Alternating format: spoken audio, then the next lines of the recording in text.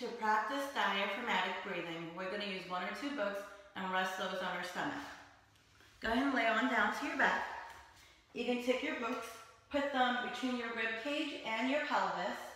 What you're going to do is when you take a deep breath in, push those books up towards the ceiling.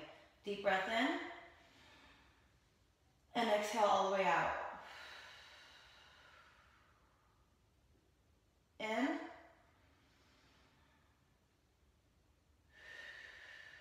and out. And avoid using your shoulders to push the books up towards the ceiling. A lot of the times people are going to use their rib cage to try to fill your lungs with air.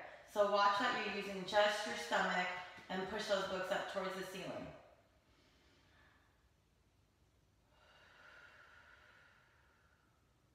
Take a deep breath in and hold.